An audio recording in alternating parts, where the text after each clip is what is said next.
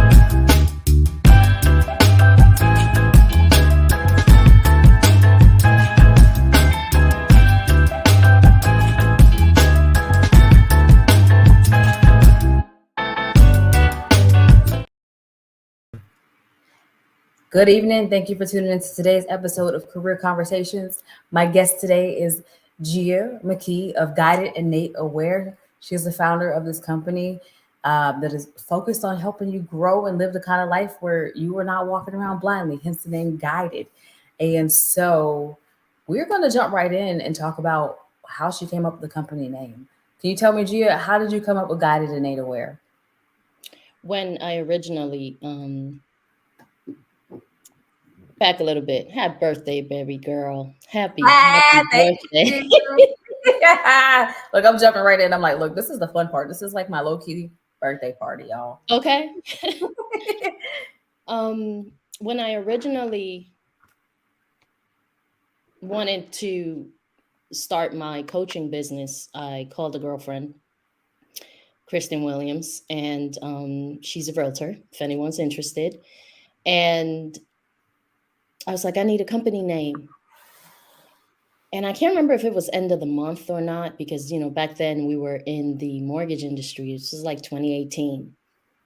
And she just told me she didn't have time. And she called me tomorrow. And then she called back the next day and she was like, Guided, Innate, Aware, acronym is GIA, and go away. That was literally what happened. It wasn't even like some grand thing. It was like, no, here it is. That's what it is. Goodbye. That's what it is. Goodbye. Mm-hmm. That's how you know your real friends are like, look, I support what you're doing, but we're gonna keep this real brief. So here's what you need to do. For all that. And so I love the kind of like slogan or tagline, everyone should go through life guided, innate, aware. You and I talked a little bit offline about kind of the whole story behind like feeling guided. And you mentioned that your mom used to say to you something about feet. What did your mom say? I can't remember. Like it was something about your feet, your face and your feet. Oh, your feet. You will need your feet to carry you through life.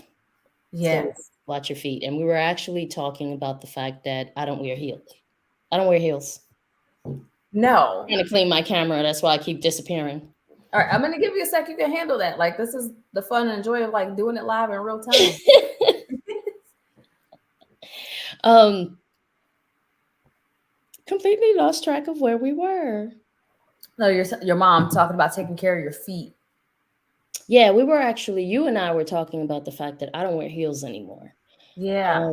Maybe 12, 13 years ago, I twisted my ankle, and it was an interesting time in my life. I had just been laid off. I'd lost my health insurance and I had it healed holistically, Ah. and it worked. Yet he advised me that for a year I shouldn't wear heels. So at first I did it because I had to for my healing. And then I was like, I'm not going back to things I don't enjoy. And that was one of them. Like, I really didn't enjoy pain in my feet. And it really didn't matter what heel I wore. By the end of the night, my feet hurt. Right. So I stopped. And you'll see me dressed up in my princess dress with Chucks on. Nothing Yep. wrong with that. I got a few Chucks myself, like this really cute, comfy shoes. Look, I mean, was it Tabitha Brown wears her Chucks? Yeah. Looking super cute, and her little avocado Chucks the other night for the Emmys. That was super cute. I mean, if it's not Chucks, it's K-Swiss, or I have a pair of Docs. It's flats for me. Thanks. Said flats. Thanks. So, when you speak about people going through life guided, innate, and aware, what does that mean? We spend the majority of our lives learning from others.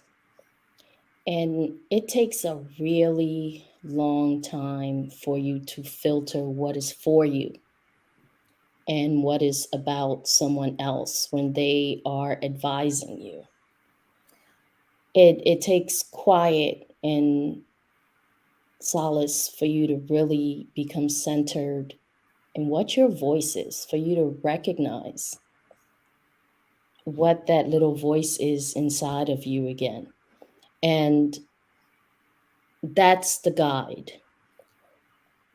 So you're guided because everything is within your subconscious. Whatever the answer you're looking for, it's in there. Innate is a natural ability that we all have. And aware because you can tap into it. Like, You're not just walking and it's some other piece of you. It is you. So you're guided, innate, and aware. love it. And the thing that she called you said, "This is it." So it sounds like her voice told her what to tell you. Yeah, and Gia as a name, people have tried to shorten it. How do you do that? G. No, that's just lazy. I'm It's like, sorry. no, I like Gia. Like, I really like my name. And when my mom was alive, she would tell me that her choices were between Andromeda and Gia. And like, that's a distance. It is. But thank you for Gia, Andromeda. Mom. Good looking out. I was Andromeda. bullied as it was. I couldn't even imagine if my name was Andromeda. We got all kind of space jokes. Poor kid. I Look, mean, thank you, Mom. I thank her for that every day. that's good. She said, "Look, I can't do this too, Mom. It's already hard enough growing up." So we talked last time about your practice and about the difference between habits and choices. Could you elaborate on what the difference between habits and choices look like Um, to people? it's been proven that we have a lot of habits that we are exercising as choices Hmm. when we're really just practicing our habits. And in order to kind of separate habit from choice, you have to really take a look at what your habits are and how in certain situations you're not making a choice, you're just going by habit. And again, to do that, you got to be silent because you have to ask yourself, am I choosing this, or is this just where my comfort level has decided to sit? Whew. And that's sometimes a difficult question because it's always a challenge to turn around and look at yourself and take responsibility for your action. Yeah, and you and I have had plenty of those kinds of conversations where you'll be like, hold up. So this is what's happening. So, like, what's happening between your ears? What are you thinking first? Because thoughts are things. I love asking, yeah, what's behind that? You like, so unpack that for me. Tell me, how did we get here? Hmm. This is just like casual conversation, like friend stuff. So, like, imagine like what life is if you're like coaching, like live and in action. I feel like it's so much a part of like who you are. Like, it, it, it doesn't quite separate. It's like this is who you are, so this is how you engage the world. Yeah, I call, especially my friends, I call them out a lot. I'm like, did you hear that out loud?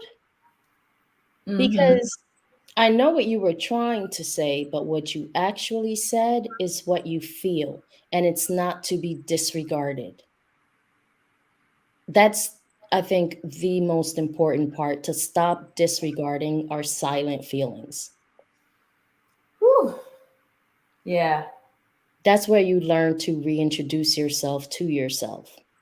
Over years, we kind of get used to certain things that we don't really like, but we are used to compromising, or we see it as professionalism. We'll make an excuse to validate it, but it's really that it would take work To shift. show up in every situation as if you're willing to make a change within yourself. I think that for me, like on a microcosm sort of level, it's like the struggle I've had around my own hair. And then we posted recently about how you apologize to your hair and the difference it made. But for me, it's been like, okay, great example actually. Just this past week, I traveled for work and I was like, had all kinds of anxiety around like, do I show up like this or do I have to do something different in order to be treated well and to feel safe? And so the irony in that situation is I got my hair done. My hairstyle lasted all of like 2 days. I literally was like ponytail off on the airplane. Like it's like, yeah, you're not gonna show up like that. If you thought you was, you're not. Like you're gonna have to like progress and move forward. Let this thing go. Hmm. The hair thing was huge. I Yeah. am Latino of color, and all the same macroaggressions of racism that we see on a big scale are also within these little circles. Mm-hmm. And again, in 2018, um, I was in the shower and I hadn't relaxed my hair for a really long time, yet I've been relaxing my hair for years myself. Yeah. And I'm rinsing it out in the shower. And I almost had a heart attack because I thought a snake got into my bathroom. I'm in Georgia. It's possible. I've heard It is. I get freaked out. And no, the thing making its way down my leg was my hair. And I didn't have what I would consider the normal reaction. My statement as I stepped out was, well, God said, let there be change. The hardest part of that was actually getting hairdressers to cut it off. It was a challenge. I went through like 3 different hairdressers before I could get it chopped off. No, like cut it off. Nobody will cut your hair off for you. But they're so used to people being emotional and Yeah. feeling lost that they couldn't understand that in my mind, cut it off and start over. Eventually I did get it cut off. But then like 8 months after that, it just wasn't growing like I was used to. Yeah. And one night after meditation, I started having a conversation with my hair, and I started thinking about all of the really mean things I had said to it in either reaction of not being on time, or the amount of time it took me to do it, or the fact that I had to go out and spend so much money to get it done. It was just a weird realization that I wasn't nice to my hair. But I didn't know it was a relationship. Yeah. And that day, I realized that, and I apologized. And within, I would say, the next 12 months, it just grew. And I mean, it's like shoulder length because it's curly, but it's just doing its thing. But now we spend time together. I'm conscious about not only what I'm putting in it, but how I'm putting it in. And when I'm combing it out, You're not yanking it all out your head. and it's a much gentler process. And with everything that's been coming out about our relationship with our hair, back in 2019, I felt alone because I felt like if I complained because I was somewhat considered to have good hair, Mm-hmm. there wasn't that space for me. That's interesting. I never even thought about it that way, but you're right. They go, "Oh, child, please hush up. You Yeah. have good hair. What you talking about? It's like, You what are don't you need talking to about? back You've had up." long hair all your life. You don't get to complain about having short hair. Be like, yeah, yes, I do. So it was an interesting space, but everything is until Yeah. you realize that you're not alone. You're never alone. It's always happening to someone else who can support you, or you can support them. And sometimes it's just a girl, it'll be okay. No, this is true. There were some dark days. I have Look. a picture that, thank God, I didn't ever text you that picture, because I'm sure it would be coming up on screen now. But I took a picture and I was pretending to be Kodak Black. No. Hmm. I went in the kitchen and got some foil and put it on my teeth. And Yeah, I would have that picture, girl. like, it was hilarious at the time, right? Yeah. And now I'm like, dang, that was really mean to tell myself.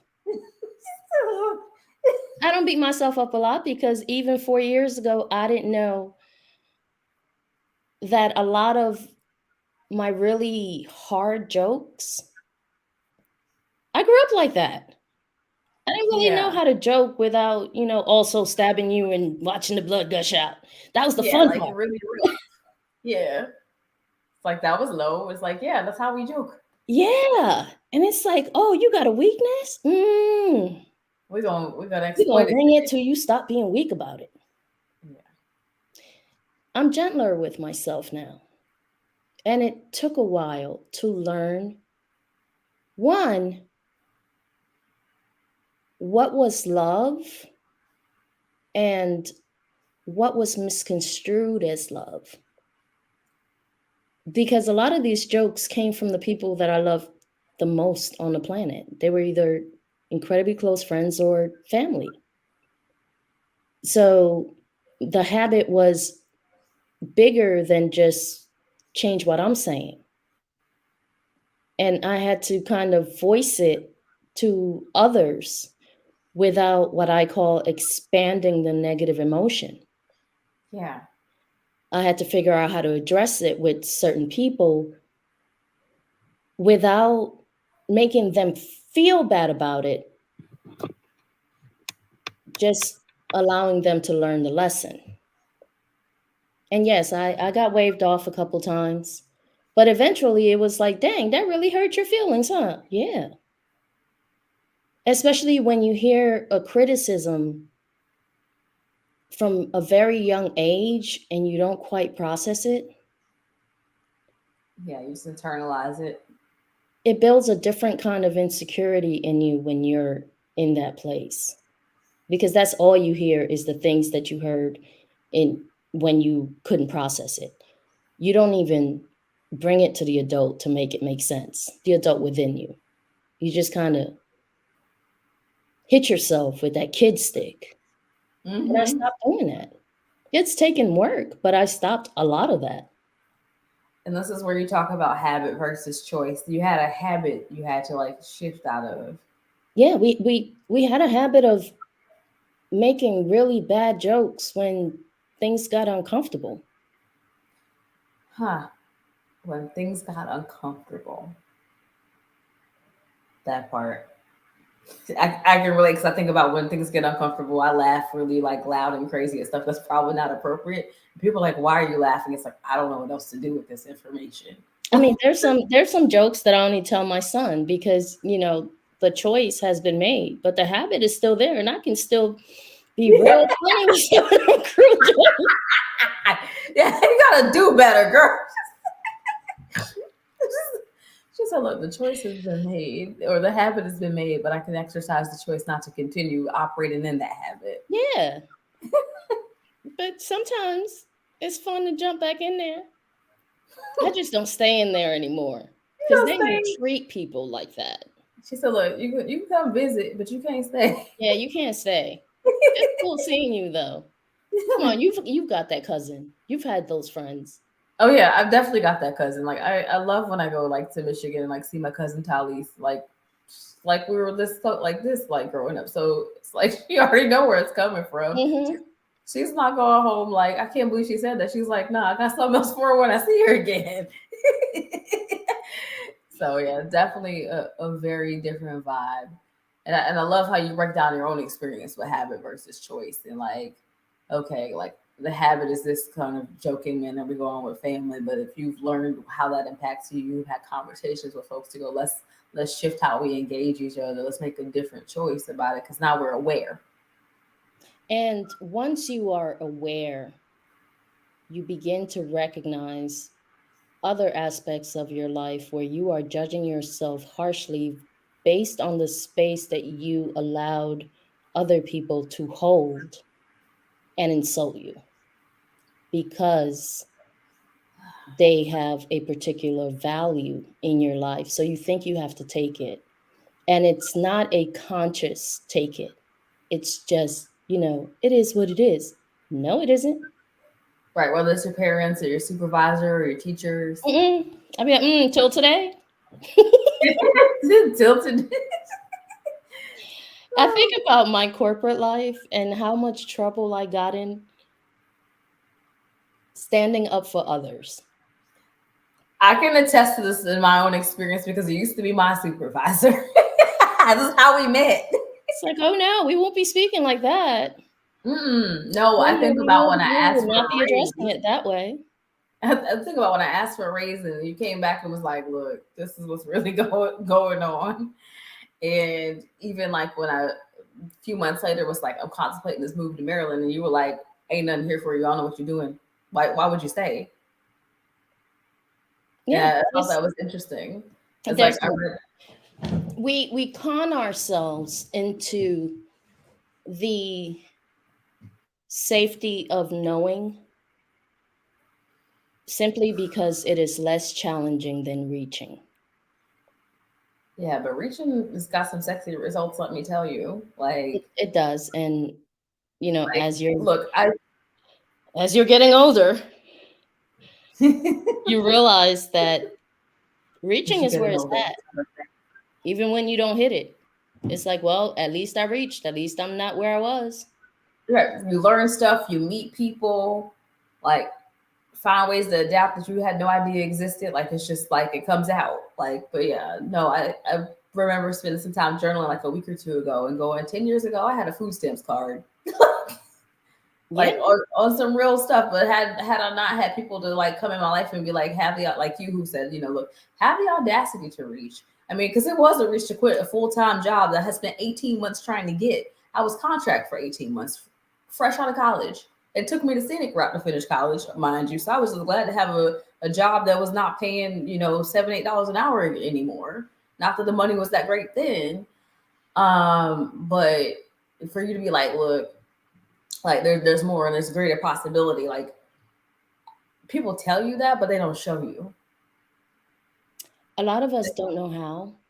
Right, but that's literally why this show exists because I want people to have that space and an opportunity. Like I've had people that have come, along my way, even since I started career conversations. One day was out enjoying like brunch on a Saturday, sit at the bar at one of my favorite little spots in town, and look to my left and there's a young man there who's in town. He's interning with USDA, and I was like, here's my card for business because I work at an environmental firm, and he had an environmental background, so he was studying. I said, but also here's my card for career conversations. I kid you not. It's been 5-6 months later. He emails me. He's like, I watched this X episode with Josh Plick, and it really helped me. And I was like, and that's why I do this. People go, well, you don't have this or that. It's like I'm not here for everybody. I'm here for who I need to be here for. Definitely. And those are the people who will click on it. And I've come to terms with that. Because in building your own business, there is a lot of anxiety about how people are going to receive the idea of learning how to make choices rather than exude habits. There is this ego that has to be confronted first. People don't like to hear that they're exercising a habit, not making a choice. But when it is slowly broken down for them, then they see it and they're like, oh, yeah, I could have taken this on a different path. But when you are used to interacting with certain people in a particular way, you prepare yourself for that battle. You don't necessarily prepare yourself to prompt a different outcome from that person. Right, because you already keyed up for like I gotta have a good snappy comeback or whatever, rather than like maybe taking a step back and go, so what is this person really trying to say to me, and not the actual words that are coming out of their mouth, but what feeling is attached to those words. Yeah. And as you know, I'm working on a book, Change Your Conversation with God, and it's a difficult book for me to write because God and I did not always have an amiable relationship. We were fighting for a few years. And when I think about the behaviors that I carried out within those years, I was like, dang, I wasn't fighting with God, I was fighting with myself. I was fighting with the, I hate to use the word good, but in the simplest term, it's like I didn't want to bring out the best in me because in some way I was spiting God by doing radical things. Ha. And it took so many years to process that. Like, that was a conversation I was having all by myself. I never invited God to join me in that conversation until I did. And then And things changed. then things change. Oh, by the way, y'all, this is tea. I know it's my birthday, but it's tea. I promise. It's Kenyan tea. In fact, it is Safari Pure Tea, high quality Kenya tea. Nice. Nice. So it's one of the treats I got on my trip to Kenya. My sister-in-law brings back on a regular basis because she knows I'm a tea obsessed person, and I'm so grateful for that. So We did I'm enjoying a discuss little that. bit. I put milk in my tea. No, we have to have this conversation. What is happening? See, what happened was, again, Yeah, you got to talk.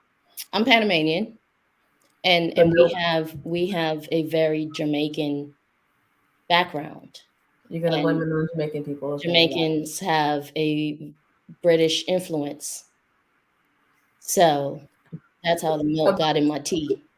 it. That's how That's it how happened. milk got here too. It trickled down into my tea, and like I can enjoy a cup of tea with milk, man.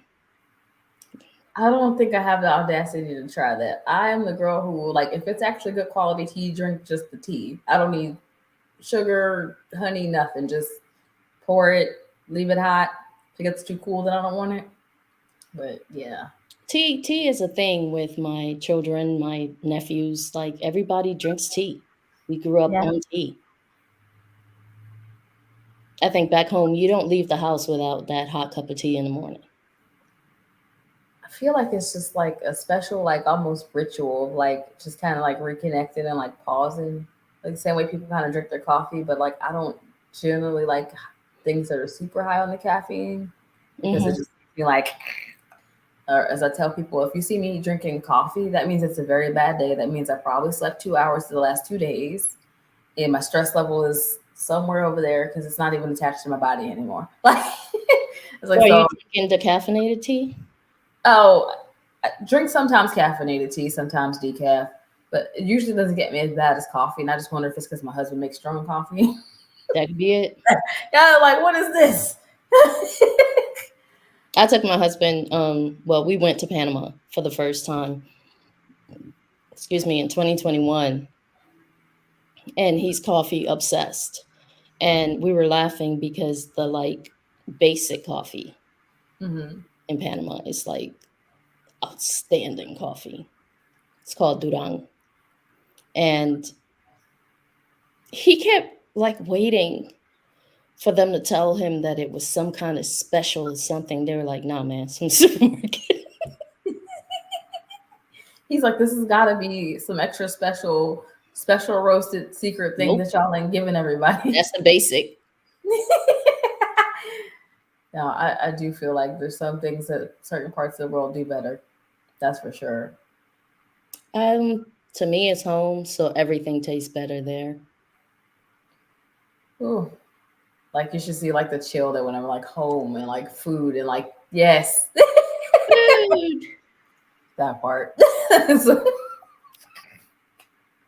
so why you got an Orange Theory membership? Because I like food. like food. So one of the things you've done since you and I talked was I think back about a year and a half ago when you launched Guided Innate, where was about your coaching business. Some of the training you've gone back to get. You've gone back to get NLP certification, which is neuro linguistic programming. Can you Hmm. tell us a little bit more about why you chose it and how that benefits your clients? To start from the beginning, my original goal in my coaching practice was to guide people closer to their inner selves so that they could blossom the best of them. Yet I found that I needed something more tangible, something that had more applied tools than basic meditation and conversations that we were having.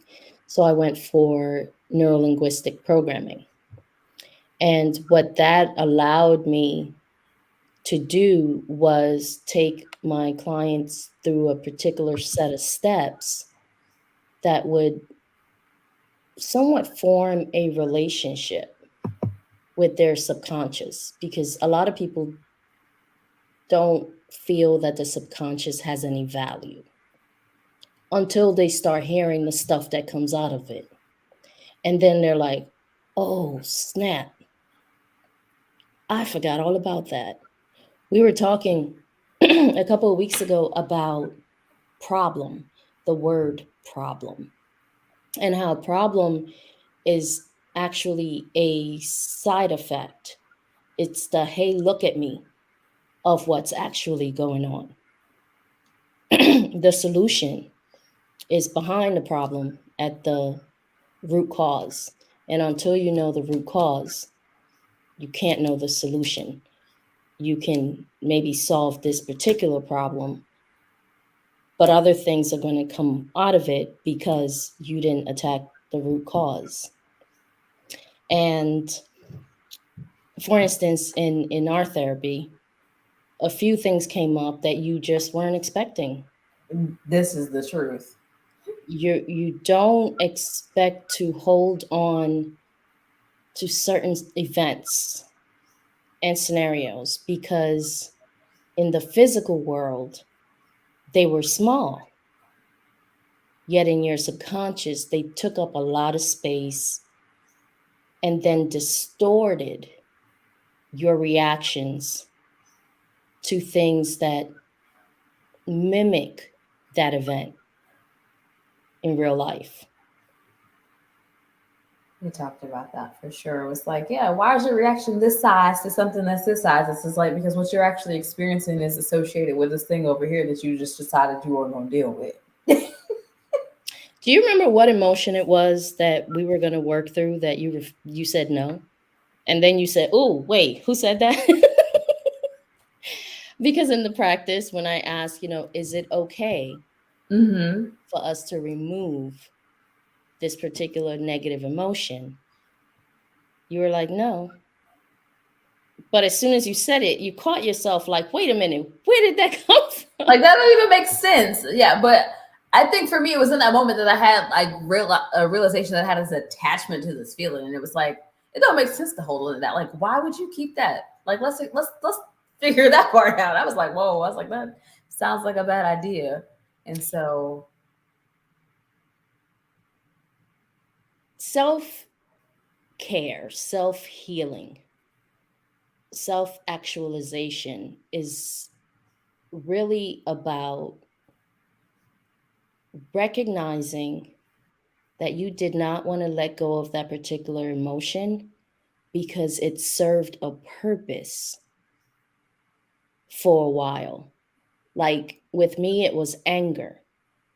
Anger was my propeller for so long that until I started having real life physical reactions to my anger, I didn't know it was a problem because it got things done. yeah, like anger, it'll work for a while till it don't. Yeah, but it worked for a really long time. I think a great example is that is like I was listening to someone's podcast a week or two ago, and she was talking about how it's important, yes, to be effective and to like guide people in your team. She said, but you don't want people to be scared of you. And so she was like, that's where you have to find the balance because it could also impede your career after a certain point. And I was like, I never thought about it that way. I look back now on certain corporate environments and how people were terrified of me, though they had never seen me do the things that they were terrified of. As we've conversed, I once got pulled into HR for attacking someone with my energy. They told they told HR that you attacked them with your energy. Not only did they tell HR that I attacked them with my energy, two of my VPs called me in to discuss the incident. Honey, I don't have words for that. First off, I'm gonna say your energy's got to be on a whole another level that somebody felt attacked by your energy. Number two, we can't get people to call the HR for being literally blatantly racist. I'm mad. And my supervisor at the time rubber stamped the claim because he was in the room. I didn't get up, I didn't raise my voice. I said no to the request. Yes, that I did, which was within my right because it was my department. And it's taken me years to wrap my head around it. And now, 5 years down the road, I'm thinking about where I am and how important energy is. And I'm like, I attacked that girl with my energy. I'm like, there's no argument about my mind that you did it, but the fact that you could have two or three people have a consensus around something that seems so like woo woo and like out of like touch with like most people's level of awareness is Yeah. wild to me. I mean, little did I know. And now I'm like, oh, I did attack that girl with my energy because I was using all the right words and the tones and everything, but I was so annoyed at her at the time. Yeah. I look, I I met didn't you. know I was throwing the energy. I didn't know it I met you 10 actually years hit ago. home. I wholeheartedly believe this happened. I have no doubts. But I'm also the person that when you join Toastmasters, they ask you, why are you here? And people will convince you that your strong suit is a weakness if it makes them feel weak. Because I said, I don't want my confidence to keep coming across as arrogance. Hmm.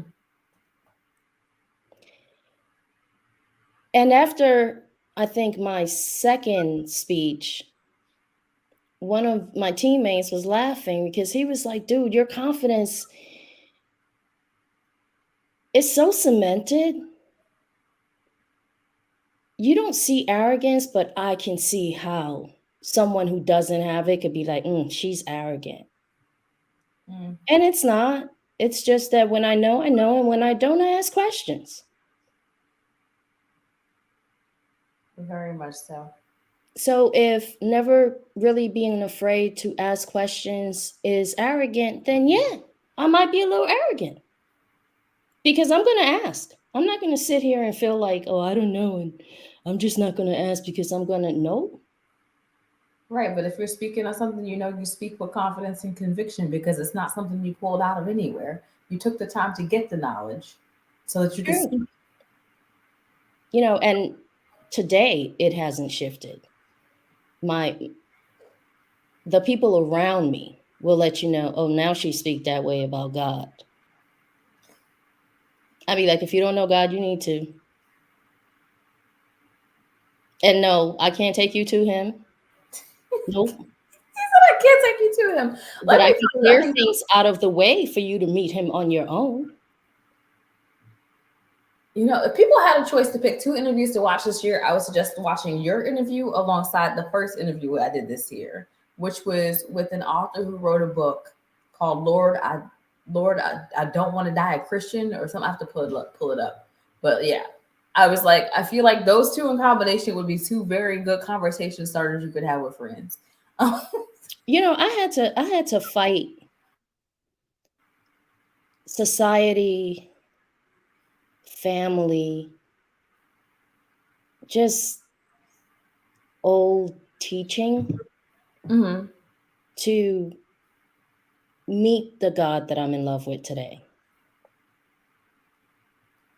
Change your conversation with God. I'm looking forward to this book, Gia. I am. Yeah, I'm back at it. I'm back at it. I'm Good. back at it Okay. because it throws you off.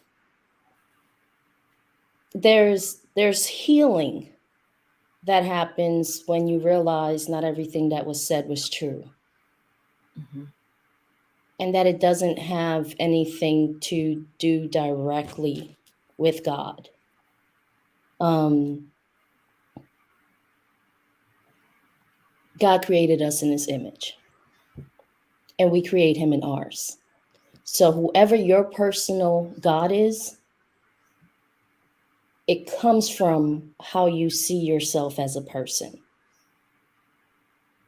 My God is not a jealous God. He's not a God waiting to pounce on me when I make mistakes.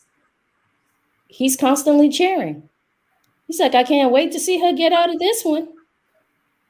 But it took me a while to shed the God that had been presented to me as a dictator. And even today, I wanted to make a connection. I reached out to a few people because there was a particular group that I wanted to really target and just clear the path so that they could find their way. Yet the people I was reaching out to couldn't understand why I would clear a path for them to find their way and not tell them where they were going. And I'm Hmm. like, because that part's none of my business. My expertise is in clearing the path. And good people that feel good, happy people, people that are content with their efforts and their life and are a little more positive, don't spend time doing bad stuff. It's usually when you feel bad that you make bad choices. Yes. Quite literally.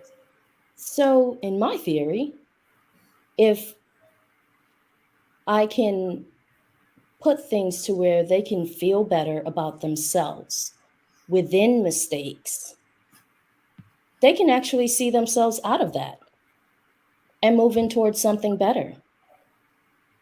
And no, I'm not guiding them to where I know they're going to end up anyway. Because the light at the end of the tunnel is creation. Hmm. So we're going to move off that subject for a bit. What we're actually going to do is invite people to have a party if they're ready to make moves. So I need you to no, this is how you can get a hold of Gia. Give me 1 second. I'll pull this other banner out your way so you can get all the details. She is offering the gathering. It's a different kind of party, guys. And so with this party, let's see if we can adjust the visuals. This is driving me crazy. All right, maybe we can. I'm gonna figure it out. All right, so it's a different kind of party. It's called the Gathering, so you can get group meditation or inner child reconnection. There's the masculine or feminine circle healing. There's somatic healing dance. So reimagine the possibilities for what your New Year's Eve party could look like. What your really even vision board gathering with your girlfriends, birthdays, different occasions. Like today is my birthday. Like if I had a bunch of girlfriends around, this is probably what we'd be doing. But since I don't have that just yet, I'm speaking into existence. I expect to have good girlfriends in town soon. So y'all be waiting for that update, or just follow me like on Instagram or something. But guided, innate, aware. It's a different kind of gathering. This is a particular offering that is going on. So you can have a different kind of party if you want to actually gather and invite people to sort of a healing space. Um, Again, the website also, guidedinnateaware.com. These are ways you can reach Gia. She's also got her phone number there. It's 470-331-0644. So you guys have no excuses. Even if you're driving, I've now given you the information. Again, it's 470-331-0644. And y'all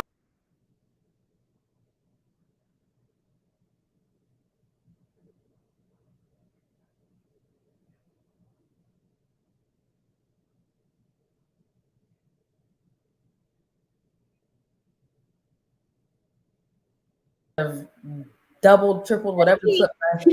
Huh? See? Look, I'm having fun over here trying to live produce this, and so I'm like pushing all the buttons, and I'm still talking to y'all. Well, I want to talk about the gathering, and I want to talk about how it is not just a party for women. I Right. would really like to be invited into a circle of men. Our men have been, what is the word? I don't know, brutalized, mistreated. Neglected.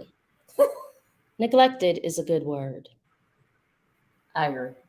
Men and their feelings have been neglected, and we've talked about how much COVID has changed everything, and women are walking different.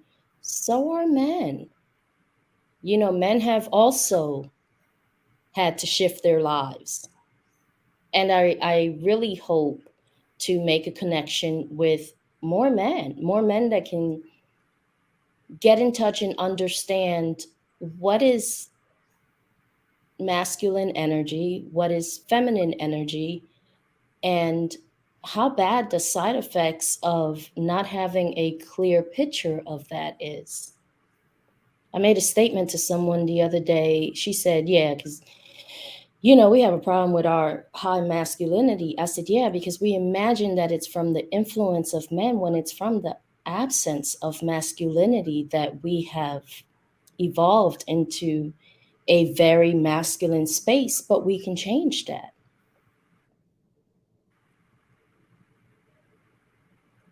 I told my brother I was submissive, and girl, he hollered. He was like, Did he like laugh or was he like confused? What happened here? Oh, he was laughing so hard. It was so embarrassing. I was like, but you've never seen me in a space where I feel safe enough to be That part. submissive. Safe is the key But his word. initial laugh was really insulting. And I was like, but you've never seen me in a space where I'm comfortable enough to be submissive. Yeah, I love that you bring that up because I think about when I was dating my husband still, and at one point he got real kind of frustrated with it. He was like, "You're just not soft," and I was like, looking at him like, "What do you mean? Like, am I not squishy enough?" Like, that's not what he was saying though. Like, Mm-hmm. he was just like, "You were just not soft," and so I sat with that for like literally a day or two because I was like, I don't even know how to respond to this information. This is news to my life. Um, and so I came back to him and I said, "Look," I said, "I think this is what you mean." I said, "And for that to happen," I said, "you got to create space for me to be able to do that." Mm-hmm. Simple as that. Like you said, if I'm not feeling safe, that's not what's gonna happen here. Yeah, the space has to be created. The reason why the high levels of masculinity were taken up in the first place have to be discussed. And we live in survival mode for a really long time until we decide that it's not serving us. Right. And I feel like so many things happen between exit and survival mode and get into a place where you recognize it's not serving you. Like it's literally like you bang your head on a wall for a while till you like realize like this, I literally can't be this way because my life no longer works that way. Like it just doesn't. And it's not even just like a matter of like grappling with things like poverty, but it's like just really even grappling like we're coming to a place where like emotionally I don't have to be that person to be able to get results done. The way you said, I used to wield my anger to get things done. Mm-hmm. Eventually you discover like how detrimental that is to you and that it's really not necessary and it doesn't work. I've been with my husband, we dated 4 years before we got married. Our anniversary is Monday. And I am still tearing down hurdles that I put up a really long time ago that I didn't even know were hurdles I put up. But I check my own behavior and thought process a lot. Like, ooh, that doesn't even fit in this conversation. Why'd I get defensive? Now I gotta go journal. So look, I have to have a conversation with my subconscious real quick. We got to sort this thing out. Mm-hmm. Seriously. And Yeah. he's gotten good at it. He's like, work it out. Does he do that? That's got to be like part infuriating and part like sweet. It's like No, it's very infuriating. It's very infuriating when that's, when it'll be when you're used so to. sweet It's for me. not anymore, but at first, when I didn't know how to have a conversation outside of a battle, Mm-hmm. even when using the conversation words, I was still kind of squared up. It's like, look, my energy doing this though. I might be saying, but baby, let me tell you what my thoughts were on this. But really, Yeah, like really deep down, if you come 2 inches closer, I might shank you with my fingernail somehow. Um, like I'm gonna magically make weapons. I'm too old to go to jail. Look, I tell people, yeah, I'm like, I don't look that good in orange. I look great in orange. Just not that shade of orange. Just not that shade of orange. It's a shade. It's Like, the no, not that one. The whole jumpsuit thing, no, I'm gonna need to accessorize that orange. he said, look, I gotta have something that's giving me a waistline. Come on. My husband is kind to a fault, and it's always his fault. And I'll let you explain that. because I appreciate it and it irks me. Because like, where does that come from? Like, why are you naturally kind? Like, that's so annoying. Like, no little nothing, no, okay, it's just me. All right, I'm gonna just I'm gonna call my girlfriends. Call me for the But chaos. it's definitely taught me to not only pay attention to what my intention is, but also what my action is. Because a lot of times you have an intention, but your action speaks residue of just trauma.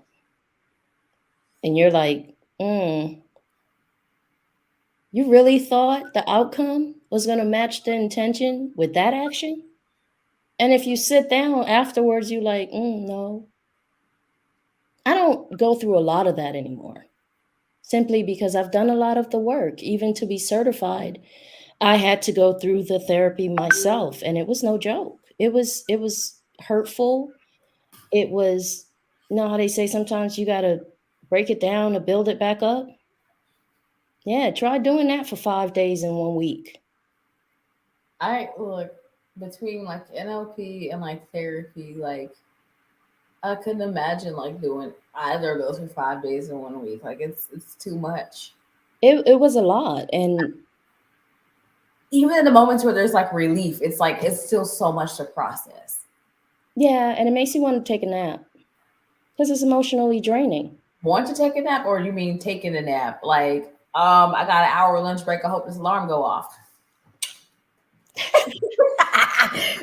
Because that's where I am sometimes. Like I'll be like, emotionally sometimes drained and other times completely just rubbed. What I wish for the new year is for us to become as excited about our subconscious and visiting our traumas and going, yeah, I remember all the behaviors that came from that. And I'm glad I worked that out because we are innately soft. It is our circumstances that have hardened us.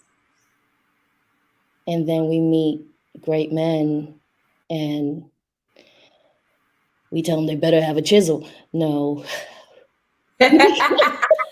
Well, I mean, sometimes I feel like my husband will break that out to you. He's like, sis, what's going on today? Like, I had a whole episode Yeah. at one point, and he was like, so what's going on? And he asked me in a very pointed way. So I already knew he knew like I was like not all right. And then I wasn't gonna be able to walk up from the table and be like, everything is fine. He's like, nah, we're gonna talk about it now. I'm on my lunch break. You got my undivided attention. Go. Yeah. And I've learned that in order to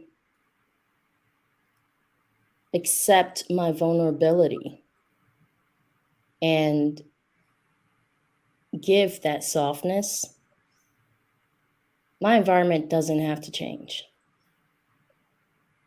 It really doesn't. After I'm soft, I'm still soft. If you guys don't want to like fall in line with my new softness, It's just if you don't want to fall in love with my new softness, you can go over there like I'm not going back to that.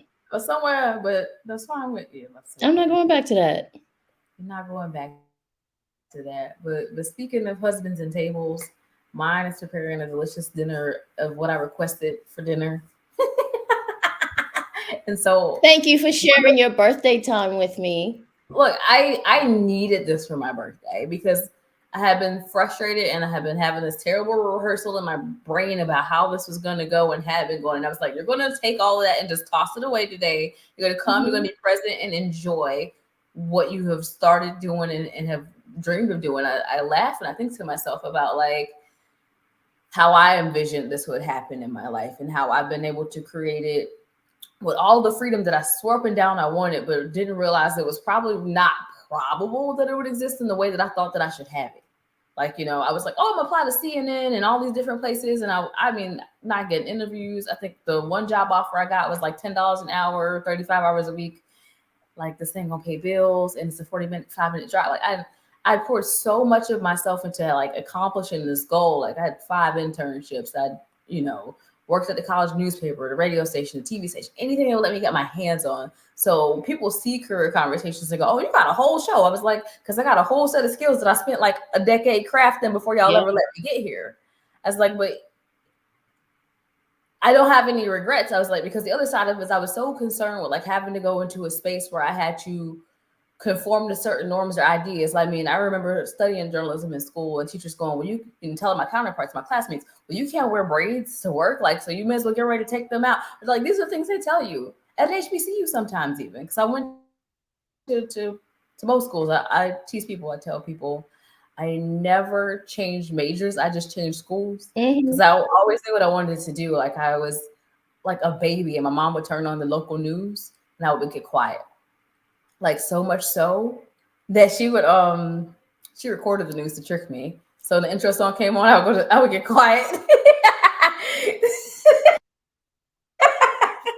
So I think I've been coaching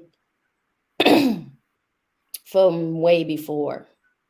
Yep, and I said that when I was telling people about the show. I said, "Look, I mean, I've only known you 10 years. I don't know what your life was like prior, like, but you started officially the business what 2 years ago now? No, 10 years ago, you were officially it's been 4. Really? How am I just look? Okay, forgive me, y'all.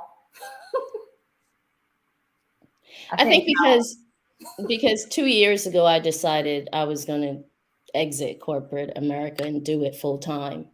That's the period that stays in our heads. Yeah, but I feel like we have to start giving more validation to people starting where they're starting. Like I know people always quit your job. It was like sometimes it ain't a bad thing to have a steady paycheck and still do your thing. Yeah. Find the exit when it works. Happy birthday, my darling. Happy birthday! All right.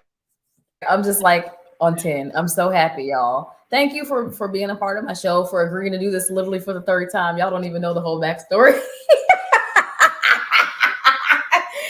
Okay, we're doing it again. Okay. No, we're good. We're good this time. I got some great clips out of that, though. I'm not mad. Right? Like I don't know if I see you the last one, but make sure you have all of the collection.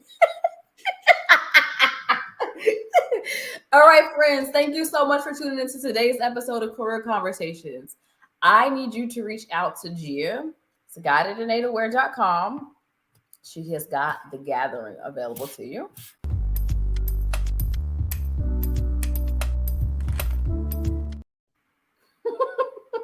I'm actually put up the other one that's more static so you guys can hold on to it. But keep in mind, this is not just for women, it is also for men. It's group meditation, inner child reconnection, somatic healing, masculine feminine circle healing. So many opportunities for you to engage, not just even at the gathering sort of point. If you want to hire her for one-on-one coaching, she is available. She's got some slots open. So I'm going to need you not to hesitate, because what she's offering is going to change your life. It's different than anything I've ever experienced. And when I tell you I walked away from like my first NLP session feeling lighter and different, and I laugh because I feel like my voice changed. And I don't mean like in a bad way, but it's in a way of like, you know, people are like, well, can you sing? I was like, people always ask that, and I joke that I'm in band, but I feel like I can sing now. I feel just lighter on the side. And just something clicked and something disconnected, I guess is the best way I can explain it. And if you need an experience that is going to allow you to be your freer, better self, not in spite of what you've experienced, but because you have had a different conversation with yourself about what that experience means, I need you to connect with Gia. Bye, guys. Bye. Love y'all. Bye-bye.